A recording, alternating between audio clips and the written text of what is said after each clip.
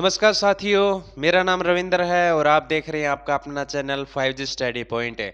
आज के टॉपिक में हम पढ़ेंगे ब्लड के बारे में, यानी रक्त के बारे में। हम पढ़ते आ रहे हैं कि जो ब्लड होता है किससे मिलकर बना होता है। मैंने बताया था ये प्लाज्मा से मिलकर बना है और आपके ब्लड सेल्स से मिलकर बना होता है।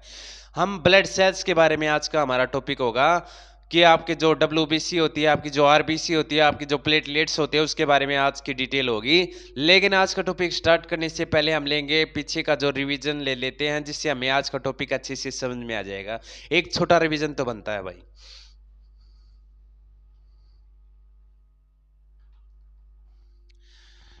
पिछले पार्ट में हमने कंप्लीट किया था, कंपोजिशन ऑफ ब्लड के बारे में अच्छे से पढ़ा था। जो ब्लड होता है वो आखिर किन से मिलकर बना होता है, मैंने अच्छे से समझाया था। वो ब्लड जो होता है आपका प्लाज्मा से मिलकर बना होता है और आपके ब्लड सेल से मिलकर बना होता है।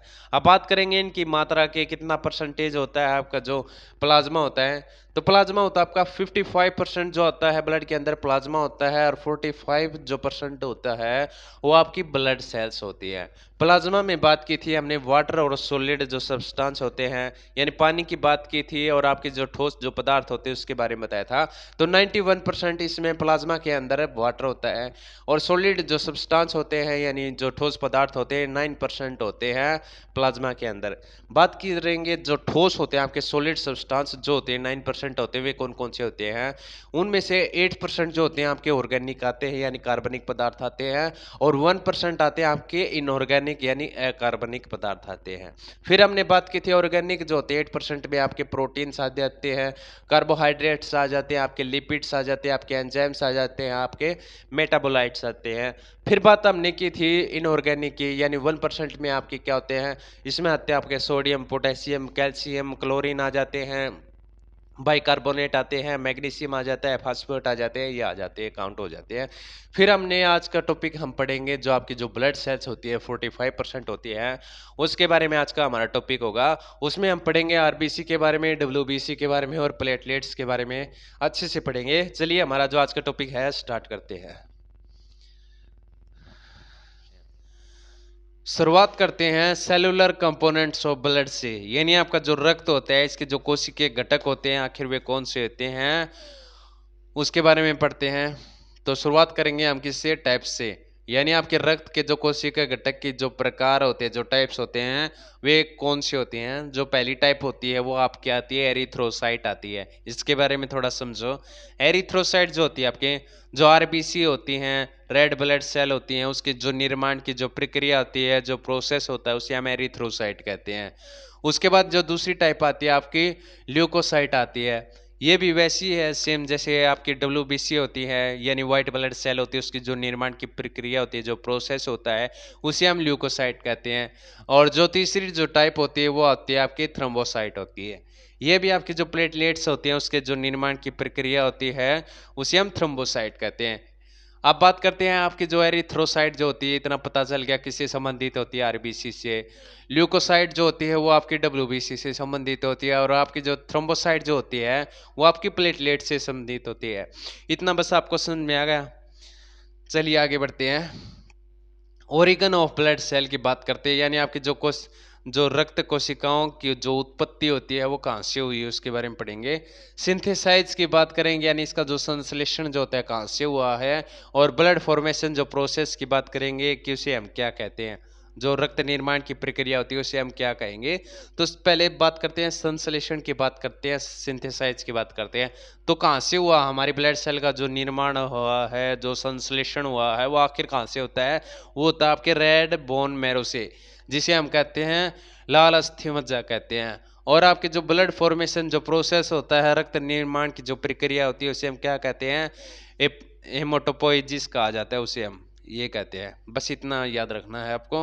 अब बात करेंगे आपकी एरिथ्रोसाइट की बात करेंगे कि इसके बारे में थोड़ा जान पहचान बढ़ाते हैं भाई। जो आपकी RBC होती है उसके बारे में पढ़ेंगे, क्या कह रहा है।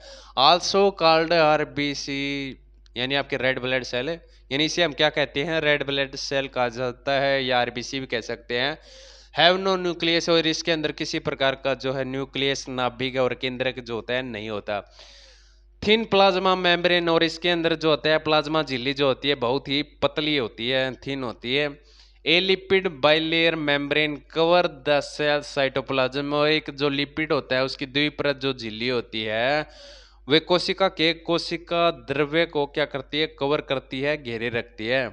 Do not have cell organs. और इसमें किसी प्रकार के कोशिकांग नहीं होते भाई, किसी प्रकार के नहीं पाए जाते।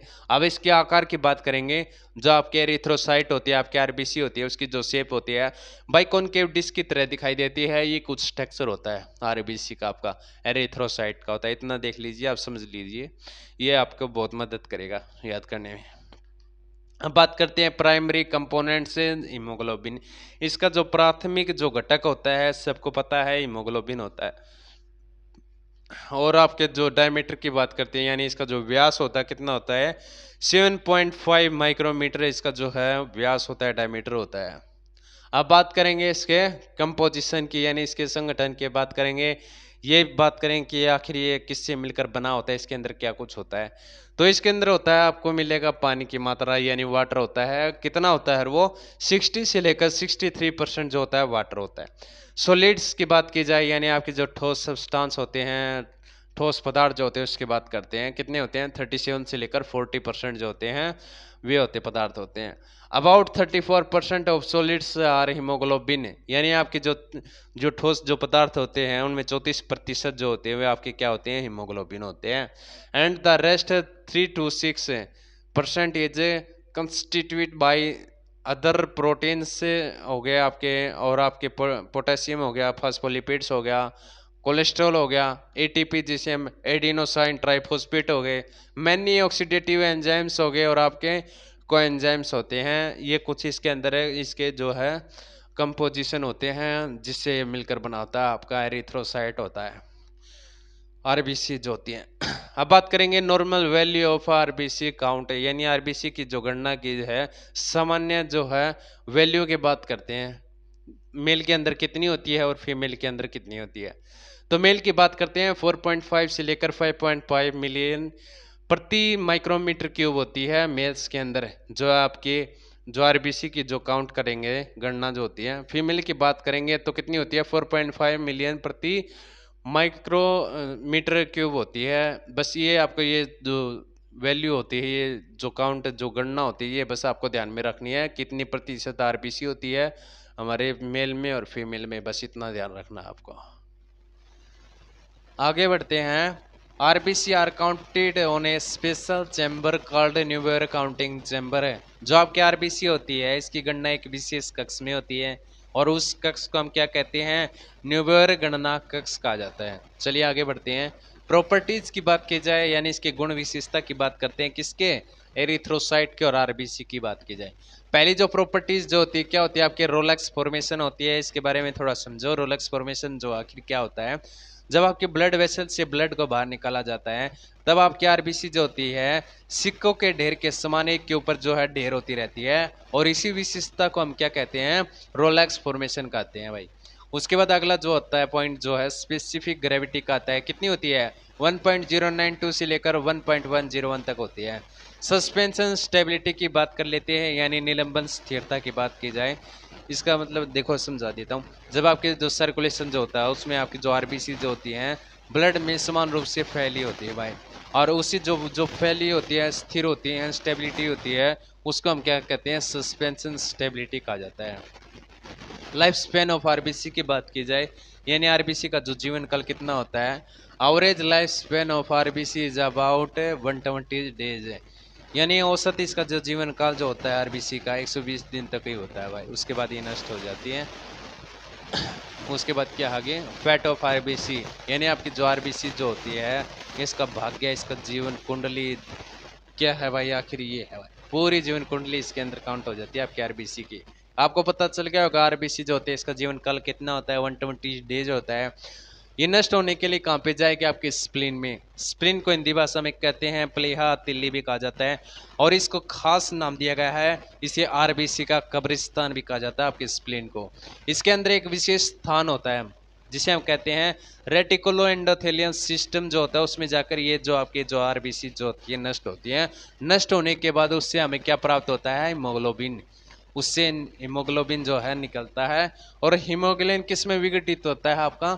आयरन में, ग्लोबुलिन के और पोरफिरिन में विघटित हो जाता है। आयरन का काम क्या होता है? आपके जो प्रोटीन होते हैं उनको स्टोर करना और समय आने पर उनका यूज करना। वैसा ही काम ग्लोबुलिन का होता है। और जो आपके जो होते हैं पोरफिरिन का काम क्या होता है? पोरफिरिन जो होता है वो आपके जो ग्लोबुलिन में जाकर विघटित होता है और आपके लीवर के द्वारा आपके गल ब्लैडर के माध्यम से उत्सर्जित भी होता रहता है भाई। ये काम जो प्रोसेस होता है। उसके बाद क्या होता है? फैट, सॉरी, डेली 10% ऑफ जो आपकी यहाँ पे ओल्ड आरबीसी लगा लो are destroyed in normal young healthy adult.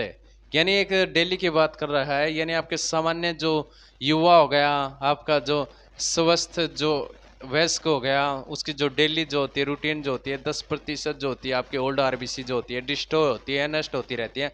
यानी डेली बात कर रहे हैं, डेली हम 10% जो होती है आपकी ओल्ड आरबीसी को हम खो देते हैं और उससे हमें पता है आपको क्या मिलता है, प्राप्त होता है, आपका हीमोग्लोबिन होता है। कितना प्रतिशत होता है वो, कितना रिलीज होता है? 0.6 ग्राम प्रति डेसीलीटर जो होता है हीमोग्लोबिन जो है निकलता है।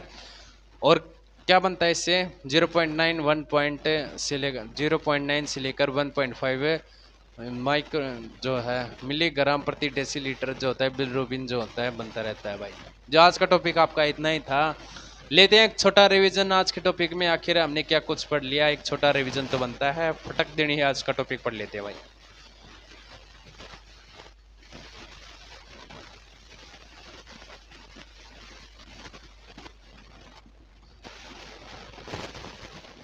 आज के टॉपिक में हमने पढ़ा था सेलुलर कंपोनेंट्स ऑफ ब्लड के बारे में, यानी आपका जो रक्त होता है इसके जो कोशिकीय जो घटक होते हैं इसके बारे में पढ़ा था। पहला जो घटक है जो होता है टाइप क्या होता है, पहले हमने पढ़ा था एरिथ्रोसाइट के बारे में पढ़ा था, ल्यूकोसाइट के बारे में पढ़ा था, थ्रोम्बोसाइट के बारे में पढ़ा था।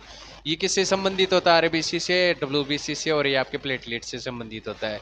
फिर ब्लड सेल की उत्पत्ति की बात आई थी, कहाँ से हुआ इसका जो संश्लेषण जो होता है वो होता है आपके रेड बोन मैरो से होता है। और जो ब्लड फॉर्मेशन जो प्रोसेस होता है, जो प्रक्रिया होती है उसे हम क्या कहते हैं? हेमाटोपोइसिस कहते हैं। उसके बाद हमने पढ़ा था, इसके बारे में डिटेल पढ़ी थी। पहली डिटेल क्या थी? Also called RBC blood cell, यानी रेड ब्लड सेल कहते हैं इसको। और इसके अंदर न्यूक्लियस नहीं होता और एक पतली प्लाज्मा झिल्ली होती है। और उसके बाद हमने पढ़ा था एक लिपिड द्विपरत झिल्ली होती है जो किसको? कोशिकीय कोशिका के कोशिकीय द्रव्य को क्या करती है? कवर करती है। और इसमें कोशिका के कोशिकांग जो होते हैं नहीं होते भाई। इसका जो आकृति होती है, जो आकार होता है बाइकॉन शेप्ड डिस्क के समान होता है, उभयतल डिस्क के समान होता है, ये शेप होता है। फिर हमने पढ़ा था इसका जो प्राथमिक जो घटक होता है क्या होता है? हीमोग्लोबिन होता है। फिर हमने पढ़ा था इसका जो व्यास कितना होता है? 7.5 जो होता है माइक्रोमीटर होता है। फिर हमने पढ़ा था कंपोजिशन के बारे में, यानी वाटर कितना होता है इसमें? 60 से लेकर 63% जो होता है वाटर होता है। सॉलिड की बात की थी, 37 से लेकर 40% जो होता है सॉलिड सब्सटेंस आ जाते हैं। फिर मैंने बताया था 34% जो सॉलिड जो भाग होता है वो आपका हीमोग्लोबिन होता है। और बाकी का जो 3 से लेकर 6 तक रह जाते हैं आपके प्रोटीन आ जाते हैं, आपका पोटेशियम आ जाते हैं, फॉस्फोलिपिड आ जाते हैं, ये सब कुछ आ जाते हैं। नॉर्मल वैल्यू की बात की थी आपके आरबीसी की, यानी मेल की बात की जाए कितना होता है? 4.5 से लेकर 5.5 जो है मिलियन प्रति माइक्रोमीटर क्यूब होता है। महिलाओं की बात की जाए कितना होता है? 4.5 से मिलियन से लेकर प्रति माइक्रोमीटर क्यूब होता है। फिर हमने पढ़ा था आरबीसी के बारे में, यानी जो आरबीसी की जो गणना होती है एक विशेष कक्ष में होती है जिसे हम न्यूबेर गणना कक्ष कहते हैं। फिर हमने प्रॉपर्टीज की बात की थी। प्रॉपर्टीज पहली जो होती है रोलेक्स फॉर्मेशन होती है, स्पेसिफिक ग्रेविटी आ जाती है, कितनी होती है बताया था। सस्पेंशन स्टेबिलिटी के बारे में बताया था। फिर मैंने बात की थी लाइफ स्पेन की, यानी आपकी जो आरबीसी का जीवन काल कितना होता है? 120 दिन होता है, पता है आपको। फिर हमने बात की थी इसके पूरी जन्म कुंडली की बात की थी, यानी मैंने ये बताया था कि जो आपके आरबीसी जो होती है इसका जीवन काल 120 दिन होता है। फिर ये कहाँ पे जाके नष्ट होते हैं? आपके स्प्लीन में, जिसे हम प्लीहा तिल्ली भी कहते हैं। और इसको एक और नाम दिया था, यानी आरबीसी का कब्रिस्तान जो होता है आखिरी से ही कहा जाता है। इसके अंदर एक सिस्टम होता है जिसे हम कहते हैं रेटिकुलो एंडोथेलियम सिस्टम में जाकर ये जो आपकी आरबीसी जो होती है नष्ट हो जाती है। डिस्ट्रॉय होने के बाद इससे क्या निकलता है? हीमोग्लोबिन निकलता है। और वो किस में विघटित होता है? आपका आयरन में, ग्लोबुलिन में और आपके पोरफिरिन में जो होता है विघटित होता है। आयरन का काम क्या था बताया था, प्रोटीन हो गए आपके स्टोर करना और बाद में उनका यूज करना। ग्लोबुलिन का भी सेम काम होता है। फिर मैंने बताया था फोर्फिरिन के बारे में बताया था, यानी इसके अंदर जो फोर्फिरिन जो होता है बिलिरुबिन में जाकर क्या होता है विघटित होता है और आपके लीवर के द्वारा गल ब्लैडर के माध्यम से क्या होता है ये उत्सर्जित होता रहता है। ये प्रोसेस चालू रहता है, कंटिन्यू रहता है।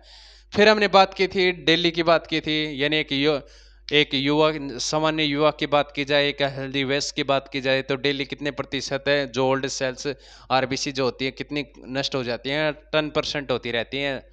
फिर हमने बात की थी जो फिर नष्ट होने से हमें क्या मिलता है, 0.6 ग्राम प्रति डेसीलीटर जो होता है हीमोग्लोबिन निकलता है इससे, और 0.9 से लेकर 1.5 जो होता है मिलीग्राम प्रति डेसीलीटर जो हमें क्या मिलता है बिलिरुबिन मिलता है। तो आज का टॉपिक आपका इतना ही था। उम्मीद करता हूँ आज के टॉपिक में आपको कुछ ना कुछ अवश्य जरूर समझ में आया होगा। अगर कुछ समझ में आया है तो ही लाइक कीजिएगा, शेयर कीजिएगा, सब्सक्राइब कीजिएगा। Thank you so much.